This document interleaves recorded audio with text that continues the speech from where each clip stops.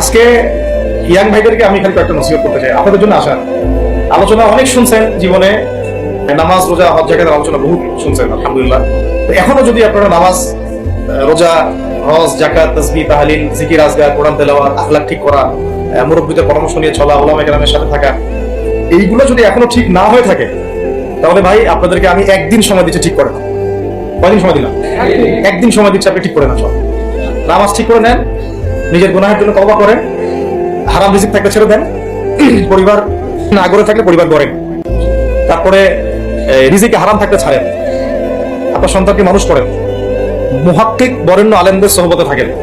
ওলামায়ে কেরামের সাথে থেকে হাত শক্তিশালী করেন, মাদকের সাথে থাকলে ছাড়েন,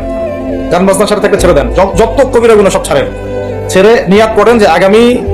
যদি আমি 10 বছর বাঁচি 10 বছর, 20 বছর বাঁচলে 20 বছর, 100 বছর বাঁচলে 100 বছর আল্লাহর জন্য ঢেলে দিব।